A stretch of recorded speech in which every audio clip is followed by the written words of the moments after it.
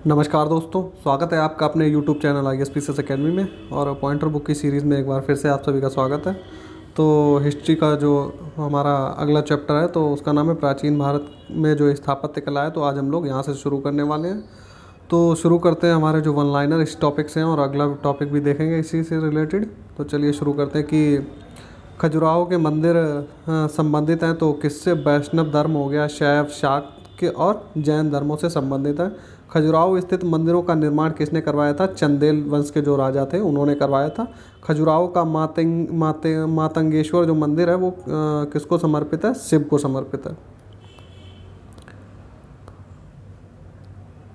कंदरिया महादेव, 64 योगिनी, दशावतार तथा चित्रगुप्त में से वह मंदिर जो खजुराहो में नहीं है। तो इनमें से कौन सा नहीं है? दशावतार जो मंदिर है वो खजुराहो में नहीं स्थित है। ये दशावतार है देवगढ़ में, वो यूपी में स्थित है। स्तूप जो है वो सांची में अवस्थित। देखिए स्थापत्य कला दी गई है और एक तरफ उनकी अवस्थिति दी गई है। तो स्तूप कहाँ से मिले? सांची से। चित्रकारी बाग की गुफाओं से। कनिष्क की जो सिर विहीन मूर्ति मिली है कहाँ से? मथुरा से मिली है। दशावतार मंदिर देवगढ़ में स्थित है।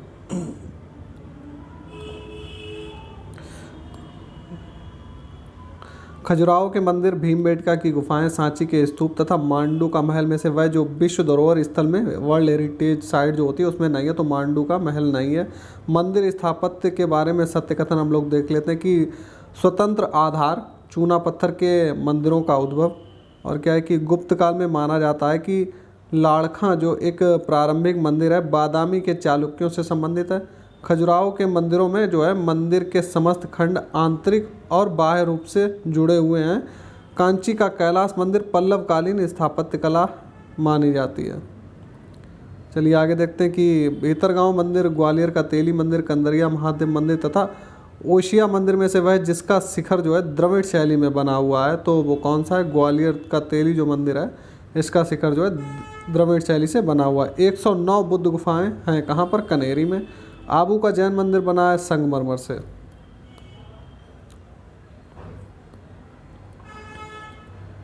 प्रथम जैन तीर्थंकर जो आदिनाथ थे को उनको जो है समर्पित पालीताड़ा मंदिर कहाँ पर अवस्थित है? भावनगर में, गुजरात में। एलिफेंटा की गुफाएं मुख्यतः इस धर्म के मतावलंबियों के उपयोग के लिए काट कर बनाई गई। तो एलिफेंटा की जो गुफाएं हैं वो शैव धर्म और बौद्ध धर्म के जो मानने वाले थे उनके उपयोग के लिए बनाई गई थी। एलिफेंटा के प्रसिद्ध शैल को काटकर बनाए गए मंदिरों का जो श्रेय है वो किसको दिया जाता है? राष्ट्रकूटों को दिया जाता है। अजंता, भांजा और एलिफेंटा तथा एलोरा में से जो त्रिमूर्ति के लिए विख्यात है तो कौन सा विख्यात है? एलिफेंटा की गुफाएं। प्राचीन भारत में गुप्त काल से संबंधित गुफा चित्रांकन के केवल 2 उदाहरण मिलते हैं। तो गुप्त काल से जो कितने मिलते हैं? 2 गुफा के चित्रांकन के उदाहरण मिलते हैं। इनमें से एक तो अजंता गुफा में मिलता है और दूसरा कहाँ से मिलता है? दूसरा मिलता है बाग की गुफाओं से। पश्चिमी भारत में प्राचीनतम शैलकृत गुफाएं अवस्थित हैं कहाँ? नासिक हो गए, एलोरा और अजंता में स्थित है। एलिफेंटा, नालंदा, अजंता, खजुराहो में से बौद्ध गुफा मंदिरों में के लिए जो प्रसिद्ध है वो कौन प्रसिद्ध है? अजंता जो है बौद्ध गुहा के लिए या गुफा के लिए प्रसिद्ध है। एलोरा का गुहा मंदिर संबंधित है हिंदू, बौद्ध एवं जैन धर्म से। एलोरा गुफाओं का निर्माण किसके द्वारा कराया गया था? राष्ट्रकूटों के द्वारा करवाया गया था। भारतीय शिला वस्तु के इतिहास के संदर्भ में सत्य कथन हम लोग देख लेते हैं। तो क्या क्या है इनमें? भीमबेटका की जो गुफाएं हैं वो भारत की प्राचीनतम अवशिष्ट शैलकृत गुफाएं हैं। और जो बराबर की शैलकृत गुफाओं में जो है कर्ण, चौपड़, विश्व झोपड़ी और सुदामा गुफा प्रमुख हैं। एलोरा में गुफाएं जो हैं बौद्ध, हिंदू और जैन धर्मों से संबंधित हैं। शैलकृत स्थापत्य का आश्चर्य माना जाता है किसको? कैलाश मंदिर को। एलोरा का जो कैलाश मंदिर वहाँ को। एलोरा के कैलाश मंदिर का निर्माण किसने करवाया था? राष्ट्रकूट शासक जो कृष्ण प्रथम था उसके द्वारा करवाया गया। राष्ट्रकूटों का संरक्षण प्राप्त था किसको? जैन धर्म को। अजंता एवं एलोरा की गुफाएं कहाँ पर स्थित है? औरंगाबाद महाराष्ट्र में स्थित हैं। गुप्त मंदिर और उनके हम लोग स्थान देख लेते हैं। तो ईंट निर्मित मंदिर कहाँ पर है? भीतरगांव। दशावतार मंदिर देवगढ़ में। शिव मंदिर भूमरा में। विष्णु मंदिर ऐरन में। अजंता की कला को प्रश्रय दिया वाकाटक तथा गुप्त शासकों के द्वारा। अजंता की गुफाएं जो है रामायण, महाभारत, जातक कथाएं तथा पंचतत्व कहानियों में से संबंधित है। किनसे संबंधित है? जातक कथाओं से। भित्ति चित्रकला के लिए भी जानी जाती है, तो अजंता की गुफा एवं लेपाक्षी मंदिर जो है इसके लिए भी जानी जाती है। सत्य कथन हम लोग देख लेते हैं कि पट्टचित्र चित्रकलाओं की विषय वस्तु जगन्नाथ एवं वैष्णव संप्रदाय से संबंधित है। मंजूषा चित्रकलाएं जो हैं वो जूट कागज के डिब्बों पर बनाई जाती थी। पिथौरा चित्रकलाएं जो हैं वो गुजरात एवं मध्य प्रदेश की कुछ जनजातियों के द्वारा बनाई जाती थी। अजंता और महाबलीपुरम के रूप में दो ऐतिहासिक स्थान में से जो तथ्य इनमें से समान है तो क्या है, दोनों में जो है शिलाकृत स्मारक बने हुए हैं, यानी कि पत्थरों से बने हुए हैं। हम्पी कहाँ पर स्थित है? कर्नाटक में। नागार्जुन कोंडा आंध्र प्रदेश में। शिशुपालगढ़ उड़ीसा में। अरिकामेडु पुदुचेरी से मतलब पुदुचेरी में स्थित है। और कोणार्क का सूर्य मंदिर किसके द्वारा बनवाया गया? तो नरसिंह देव वर्मन प्रथम, जिसकी उपाधि क्या थी? चोडगंग, इसके द्वारा बनवाया गया था। काला पगोड़ा, ब्लैक पगोड़ा जिसको बोला जाता है, किसको बोला जाता है? कोणार्क के सूर्य मंदिर को। मोढेरा का सूर्य मंदिर कहाँ पर स्थित है? गुजरात में। लिंगराज मंदिर अवस्थित है भुवनेश्वर में। उड़ीसा में नष्ट होने से बचे मंदिरों में सर्वाधिक बड़ा और सबसे ऊंचा मंदिर कौन सा है? तो वो है लिंगराज मंदिर। जगन्नाथ मंदिर स्थित है कहाँ? उड़ीसा में। भुवनेश्वर तथा पुरी के मंदिर निर्मित हैं नागर शैली में। जगन्नाथ मंदिर के गर्भगृह में भगवान जगन्नाथ, सुभद्रा एवं बलभद्र की मूर्तियां बनी है, जो किसकी बनी है? लकड़ी की। विदर्भ के खजुराहो के रूप में जाना जाता है मार्कंडेश्वर मंदिर को। विष्णु को समर्पित अंकोर वाट मंदिर कहाँ पर स्थित है? कंबोडिया यानी या फिर कंपूचिया में। बोरोबदूर स्थित है कहाँ पर? जावा में। अंकोर वाट मंदिर समूह का निर्माण 12वीं शताब्दी में करवाया गया था, किसके द्वारा? सूर्यवर्मन द्वितीय के द्वारा। द्रविड़ शैली में मंदिरों में गोपुरम जो बोला जाता था, वो किस चीज़ के लिए गोपुरम का इस्तेमाल होता था? जो प्रवेश द्वार होता था, जिसको तोरण बोलते हैं, उसके ऊपर अलंकृत एवं बहुमंजिला जो भवन बने होते थे उनको बोला जाता। चट्टानों को काटकर महाबलीपुरम अथवा मामल्लपुरम का मंदिर बनवाया गया, किसके द्वारा? पल्लवों के द्वारा। महाबलीपुरम का सप्तरथ मंदिर जो था किसने बनवाया था? नरसिंह वर्मन प्रथम ने। द्रौपदी रथ, भीम रथ, अर्जुन रथ तथा धर्मराज रथ में से वह जो रथ मंदिर में सबसे छोटा है, तो द्रौपदी रथ जो है सबसे छोटा है। मंदिरों का सही कालानुक्रम देख लेते हैं तो सप्तपैगोड़ा महाबलीपुरम का तटीय मंदिर, बृहदीश्वर मंदिर, गंगईकोंड चोलपुरम मंदिर। स्थान और स्मारक देख लेते हैं तो एलिफेंटा जो है क्या है? गुफा है। श्रवण वेलगोला क्या है? मूर्ति है। खजुराहो मंदिर और सांची में जो है स्तूप मिले हैं। ऐतिहासिक स्थल और राज्य, राजवंश और स्थान देख लेते हैं तो भीमबेटका का संबंध मध्य प्रदेश है। शोर टेम्पल या फिर तटीय मंदिर तमिलनाडु। हम्पी कर्नाटक। मानस जो है असम से संबंधित है। एलोरा की गुफाएं जो हैं राष्ट्रकूटों से संबंधित। मीनाक्षी मंदिर पांडवों ने बनवाया था और खजुराहो मंदिर चंदेलों ने बनवाया था। और महाबलीपुरम के मंदिर जो है पल्लवों के द्वारा निर्मित थे। स्थान एवं विशेषताएं हम लोग देख लेते हैं तो बैजनाथ धाम में क्या है? शिव मंदिर है। सारनाथ बुद्ध का शांति का प्रथम प्रवचन स्थल है। दिलवाड़ा में जैन मंदिर स्थित और बद्रीनाथ में विष्णु मंदिर स्थित है। ओंकारेश्वर अमरकंटक अरसवल्ली से सूर्य मंदिरों के लिए विख्यात है, तो इनमें से कौन सूर्य मंदिरों के लिए? अरसवल्ली जो है सूर्य मंदिरों के लिए विख्यात है। स्थान एवं उनकी विशेषता देख लेते हैं तो नालंदा में क्या है? विश्वविद्यालय। सारनाथ में अशोक स्तंभ। सांची में है स्तूप। कोणार्क में है सूर्य मंदिर। चित्रकारी के जो साक्ष्य मिले हैं कहाँ से? बाघ एवं अजंता की गुफाओं से। कनिष्क की जो सिरविहीन मूर्ति मिली है कहाँ से? मथुरा से। सूर्य मंदिर कोणार्क में स्थित है। लिंगराज मंदिर भुवनेश्वर उड़ीसा में। हवा महल जयपुर में स्थित है। गोमतेश्वर की प्रतिमा कर्नाटक में स्थित है। प्राचीन नगर जो तक्षशिला था तो वो जो है सिंधु तथा झेलम नदियों के बीच में स्थित था। सोनगिरी जहाँ 103 जैन दिगंबर मंदिर बने हुए हैं कहाँ पर स्थित है? तो सोनगिरी स्थित है दतिया मध्य प्रदेश के निकट, मतलब कि दतिया के निकट मध्य प्रदेश में। स्थान एवं उनकी विशेषताएं देख लें। नालंदा से विश्वविद्यालय। सारनाथ से अशोक का स्तंभ मिला है। सांची से स्तूप और कोणार्क से सूर्य मंदिर। दिलवाड़ा का जैन मंदिर जो है माउंट आबू में अरावली पर्वत पर स्थित है। प्रसिद्ध विरूपाक्ष मंदिर जो है वो हम्पी कर्नाटक में स्थित है। नागर द्रविड़ और बेसर के यहाँ ये जो मंदिर बनते थे उनकी शैलियाँ यहाँ हैं, जो नागर द्रविड़ और बेसर। भारत के सांस्कृतिक इतिहास के संदर्भ में पंचायतन शब्द निर्दिष्ट करता है किसको? मंदिर रचना शैली को। प्रसिद्ध नैमिषारण्य स्थित है कहाँ पर? सीतापुर में। विख्यात मूर्ति शिल्प स्थल देख लेते हैं। तो बुद्ध के महापरिनिर्वाण के एक भव्य प्रतिमा जिसमें ऊपर की ओर अनेकों दैवी संगीतज्ञ तथा नीचे की ओर उनके दुखी अनुयायी दर्शाए गए हैं। तो ये कहाँ से संबंधित है? अजंता से। अगला देखते हैं कि प्रस्तर पर उत्कीर्ण विष्णु के वराह अवतार की विशाल प्रतिमा जिसमें वह देवी पृथ्वी को जो है गहरे विशुद्ध सागर से उबारते हुए दर्शाए गए हैं। तो ये उदयगिरी गुफा में इसका चित्रांकन मिलता है। विशाल गोलाश्मों पर उत्कीर्ण अर्जुन की तपस्या या फिर गंगा अवतरण का वर्णन जो है मामल्लपुर से मिलता है। आगे देखते हैं कि भारत के कला और पुरातात्विक इतिहास के संदर्भ में भुवनेश्वर स्थित जो लिंगराज मंदिर, धौलीकृत स्थित शैलकृत हाथी मंदिर और महाबलीपुरम स्थित शैलकृत स्मारक, उदयगिरी स्थित बराह मूर्ति में से वह है जिसका सबसे पहले, इनमें से किसका पहले निर्माण किया गया? तो धौली स्थित जो शैलकृत था ये मौर्य काल में बना था, तो इसका निर्माण सबसे पहले हुआ था। अब हम लोग जो दक्षिण भारत में चोल, चालुक्य और पल्लव एवं संगम युग है, इससे रिलेटेड जो भी वन लाइनर है, चलिए जल्दी से हम लोग रिवीजन कर लेते हैं उनका। 9वीं शताब्दी में ईस्वी में जो है चोल साम्राज्य की नींव किसने डाली थी? विजयालय, जो इस वंश का संस्थापक था। वह मंदिर परिसर जिसमें एक भारी भरकम जो है नंदी की मूर्ति है, जिसे भारत की विशालतम नंदी की मूर्ति माना जाता था। तो कौन सा मंदिर है? बृहदीश्वर मंदिर। तंजौर का बृहदीश्वर मंदिर जिस चोल शासक के काल में निर्मित हुआ था, तो ये जो है राज प्रथम के काल में निर्मित हुआ था। बात करते हैं कि चोलों का राज्य फैला हुआ था कोरोमंडल तट से लेकर दक्कन के कुछ भागों तक। चोलों ने पांड्य तथा चेर शासकों को पराजित कर प्रायद्वीपीय भारत पर जो है प्रारंभिक मध्यकालीन समय में अपना प्रभुत्व स्थापित किया था। चोलों ने दक्षिण पूर्वी एशिया के शैलेंद्र साम्राज्य के विरुद्ध सैन्य चढ़ाई की और कुछ क्षेत्रों को भी जीता था। कावेरीपत्तनम, महाबलीपुरम, कांची और तंजौर में से चोलों की राजधानी कौन सी थी? तो तंजौर थी। चोल प्रशासन की विशेषता क्या थी? ग्राम प्रशासन की स्वायत्तता।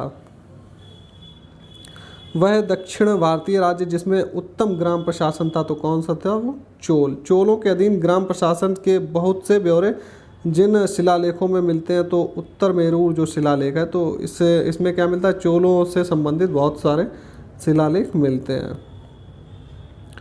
आगे देखते हैं कि चोल शासकों के शासनकाल में उद्यान प्रशासन का कार्य देखता था। तो टोडवारियम जो होता था वो उद्यान प्रशासन का कार्य देखता था। चोल काल में निर्मित नटराज की कांस्य प्रतिमाओं में जो प्रतिमाएं थी उसमें देवाकृति प्रायः कैसी रहती थी? तो चतुर्भुज रहती थी। महिषासुर मर्दनी नटराज राम तथा सोमस्कंद चोल युगीन स्थापत्य में जो है विश्व में श्रेष्ठतम प्रतिमा रचना माना जाता है किसको? नटराज को। शिव की दक्षिणा मूर्ति उन्हें प्रदर्शित करती है, उनको एक शिक्षक के रूप में। नटराज की प्रसिद्ध कांस्य मूर्ति उदाहरण है कब का? चोल कला का। 72 व्यापारी चीन में भेजे गए थे, तो कुलोत्तुंग प्रथम के कार्यकाल में चोल, चेर, पल्लव एवं राष्ट्रकूट में से दक्षिण भारत का वह राजवंश जो अपनी नौसैनिक शक्ति के लिए प्रसिद्ध था, तो कौन सा था? चोल। चोल शासकों में जिसने बंगाल की खाड़ी को चोल झील का स्वरूप प्रदान किया था, तो राजेंद्र प्रथम के द्वारा ये प्रदान किया गया था। गंगईकोंड चोलपुरम की स्थापना किसने की थी? राजेंद्र प्रथम ने की थी। वह चोलों का राजा जिसने जल सेना प्रारंभ की थी, तो राजराज प्रथम ने प्रारंभ की थी। चोल शासक जिसने श्रीलंका के उत्तरी भाग पर विजय प्राप्त की, राजराज प्रथम के द्वारा। चोल राजाओं में वह जिसने सीलोन श्रीलंका जिसको बोला जाता है कि पूर्ण मतलब कि उस पर पूर्ण विजय प्राप्त की, तो राजेंद्र प्रथम ने की थी। वह चोल राजा जिसने श्रीलंका को पूर्ण स्वतंत्रता दी और सिंगल राजकुमार के साथ जो है अपनी पुत्री का विवाह भी कर दिया था, तो कुलोत्तुंग प्रथम ने किया था ऐसा कार्य। चोलों के विषय में सही कथन हम लोग देख लेते हैं। हमें जो है चोलों के विषय में जो है उनके पूर्ववर्ती राजवंशों की अपेक्षा अधिक जानकारी मिलती है। क्यों मिलती है? क्योंकि चोल शासकों ने जो है मंदिर की दीवारों पर अभिलेख उत्कीर्ण करने का जो है चलन प्रारंभ कर दिया था, जिसमें उनकी विजयों के ऐतिहासिक विवरण जो है दिए जाते थे। शब्द और विवरण देख लेते तो एरीपत्ती किस लिए प्रयुक्त होता था? एरीपत्ती क्या था कि वह भूमि जिससे मिलने वाला राजस्व जो है अलग से ग्राम जलाशय के लिए रखरखाव के लिए निर्धारित कर दिया जाता था। तनियूर क्या था? स्थानीय प्रशासन में बड़े नगरों में अलग कुर्रम गठित करना। घटिका क्या थी? प्रायः मंदिरों से संबद्ध जो विद्यालय होते थे तो उनको घटिका बोला जाता था। श्रेणी नगरम नाना देशी तथा मणिग्रामों में से जो विदेशी व्यापार से संबंधित संस्थाएं थी, तो नाना देशी एवं मणिग्राम जो थी वो विदेशी व्यापार से संबंधित थी संस्था। और प्राचीन भारत का वह महत्वपूर्ण व्यापार केंद्र जो उस व्यापार मार्ग पर था जो कल्याण को बेंगी से जोड़ता था, तो वो था तगर। चालुक्य वंश का सबसे महान शासक था पुलकेशिन द्वितीय। चोल चालुक्य पाल तथा सेन में से वह वंश जिसके द्वारा प्राय महिलाओं को प्रशासन में उच्च पद प्रदान किए जाते थे, तो चालुक्यों के टाइम पीरियड में प्रदान किए जाते थे। चालुक्यों की राजधानी वातापी में थी। संस्कृत के कवि और नाटककार कालिदास का उल्लेख हुआ था पुलकेशिन द्वितीय के ऐहोल अभिलेख में। वह शासक जिसने सिंगल द्वीप के विरुद्ध 642 ईस्वी में 2 समुद्री अभियान भेजा था। नरसिंह वर्मन प्रथम ने। प्राचीन संस्कृत ग्रंथों में प्राप्य यवन प्रिय शब्द किसका घोतक है? काली मिर्च का। संगम साहित्य में तोलकाप्पियम एक ग्रंथ है, तो ये किसके लिए? ये तमिल व्याकरण के लिए जो है ये बनाया गया था। शिल्पाधिकारम का लेखक कौन है? इलंगो अडिगल। ग्रंथ देख लेते हैं और उनसे संबंधित सब्जेक्ट जो है वो देख लेते हैं। तिरुकुरल दर्शन से संबंधित, तोलकाप्पियम व्याकरण से संबंधित, शिल्पाधिकारम इसमें प्रेम कथा का वर्णन है, मणिमेखले वणिक कथा इसमें लिखी हुई है। ईसा की प्रारंभिक शताब्दियों में भारत तथा रोम के बीच जो घनिष्ठ व्यापारिक संबंधों की सूचना मिलती है, तो वो किससे मिलती है? अरिकामेडु पुरास्थल की खुदाइयों से। अरिकामेडु, ताम्रलिप्ति, कोरके तथा जो है बार बेरिकम में से वह बंदरगाह जो पोडू के नाम से पेरिप्लस ऑफ द इरीथ्रियन जो सी के लेखक को ज्ञात था, वो कौन सा था इनमें से? अरिकामेडु। रोमन बस्ती जो है प्राप्त हुई थी कहाँ से? अरिकामेडु से। एम्फोरा जार क्या होता है? लंबा एक एवं दोनों तरफ हत्थे वाला जार होता है। देखिए ये समझ लीजिए, ये मग हो गया और जिसमें दोनों तरफ से हैंडल लगा हुआ होता है, इसको बोला जाता है एम्फोरा जार। कदम्ब, चेर, चोल, पांड्य राजवंशों में से वह जिनका उल्लेख संगम साहित्य में नहीं हुआ है। संगम साहित्य में कदम्बों का उल्लेख नहीं हुआ है। धार्मिक कविताओं का संकलन कुरल क्या है? तो ये जो लिखी थी ये तमिल भाषा में लिखी गई थी। तमिल ग्रंथ जिसे लघु वेद की संज्ञा दी गई, तो कुरल को जो है लघु वेद की संज्ञा दी गई थी। तमिल रामायण या रामावतारम के लेखक कौन है? कम्मन। मध्यकालीन भारत के सांस्कृतिक इतिहास में जो सित्तर थे, जो क्या करते थे? तमिल क्षेत्र के जो सिद्ध या फिर सित्तर एकेश्वरवादी थे तथा मूर्ति पूजा की निंदा करते थे। कन्नड़ क्षेत्र के लिंगायत जो थे वो पुनर्जन्म के सिद्धांत पर प्रश्न चिन्ह लगाते थे तथा जाति की अधिक्रम को अस्वीकार करते थे। राजवंश और उनकी राजधानी दी गई, तो पल्लवों की राजधानी थी कांची, पांड्य की थी मदुरा, यादव की थी देवगिरी, काकती की थी वारंगल, गुप्तों की थी देवगढ़ और चंदेलों की थी खजुराहो, चालुक्य की बादामी, पल्लव की थी पनवल। तो इनसे संबंधित ये स्थल थे, हम लोगों ने देख लिए। चतुर्वेदी मंगलम, परिषद, अष्टदिग्गज तथा मणिग्रामम में से वह जो प्राचीन भारत में व्यापारियों का निगम था, तो कौन था? मणिग्रामम। दक्षिणी भारत का प्रसिद्ध तक्कोलम का युद्ध हुआ था चोल एवं राष्ट्रकूटों के मध्य। संगम युग में उरैयर विख्यात था, किस लिए? सूती वस्त्र के केंद्र के रूप में। पांड्य राज्य की जीवन रेखा थी वेंगी नदी। संगम पत्तन जो पश्चिमी तट पर स्थित है, नौरा, तोंडी, मुशीरी एवं नेली संडा। आगे बढ़ते हैं। संगम कालीन साहित्य में जो कौन को मनन प्रयुक्त होते थे, किसके लिए? राजा के लिए। तृतीय संगम हुआ था मदुरई में। प्रथम एवं द्वितीय संगम आयोजन क्रमशः हुआ था मदुरई एवं कपाटपुर अलेवाई में। वह ऋषि जिसके बारे में कहा जाता था कि उन्होंने दक्षिण भारत का आर्यकरण कर दिया, यानी कि उन्हें आर्य बना दिया, तो अगस्त ऋषि के लिए ये बात कही जाती है। राजा राजवंश और उनकी राजधानी देख लेते हैं हम लोग। चालुक्यों की थी बादामी, पल्लवों की कांचीपुरम, हर्ष की थी कन्नौज, पांड्यों की थी मदुरई। भारत के इतिहास में प्राचीन काल से आरंभ कर घटनाओं का सही कालानुक्रम दिया गया। तो महेंद्र वर्मन प्रथम के अधीन पल्लव सत्ता की स्थापना, उसके बाद में क्या हुआ? गोपाल द्वारा पाल राजवंश की स्थापना, राजा भोज के अधीन प्रतिहारों का उदय और उसके बाद में परांतक के द्वारा चोलों की स्थापना। देखिए आपको असेंडिंग ऑर्डर में लगाने थे, तो मतलब कहने का मतलब ये था कि कौन सी घटना पहले घटित हुई थी, इसमें आपको ये बताना था। पल्लव शासक और उनके राज्यकाल टाइम पीरियड दिए गए तो सबसे पहले महेंद्र वर्मन प्रथम 590 से 630 ईस्वी तक रहे। नरसिंह वर्मन प्रथम 630 से 668 ईस्वी तक रहे। परमेश्वर वर्मन प्रथम लगभग 670 से 695 ईस्वी तक रहे। नंदी वर्मन प्रथम 731 से 795 ईस्वी तक रहे। सुमेलित है राज्य एवं राजधानी देख लें तो चेरों की राजधानी थी वांजी या फिर वांची। चोलों की राजधानी थी तंजौर। होयसल की थी द्वार समुद्र। वह चीनी यात्री जिसने चालुक्यों के शासनकाल में चीन एवं भारत के संबंधों का विवरण दिया था तो कौन था? मातवालिन। चालुक्य, राजपूत, गुप्त तथा मौर्य में से वह राजवंश जिसने उत्तर भारत पर कभी शासन नहीं किया। तो चालुक्यों ने कभी उत्तर भारत पर शासन नहीं किया। वह राजा जिसने अपने मंत्रियों को पशुओं पर क्रूरता पर प्रतिबंध लगाने के लिए काशी क्षेत्र भेजा था चालुक्य राजा कुमारपाल। कदम्ब राजाओं की राजधानी कौन सी थी? बनवासी। तो आज का जो हमारा सेशन था पॉइंटर बुक का तो यहीं पे समाप्त होता है। उम्मीद है वीडियो आप लोगों को पसंद आ रहे होंगे, तो कंटिन्यू बने रहिए हम लोगों के साथ में और इसी तरीके से आपको जीएस के पूरे आपको टॉपिक और पूरे सब्जेक्ट कराए जाएंगे। तो चलिए फिर मिलते हैं नेक्स्ट वीडियो में।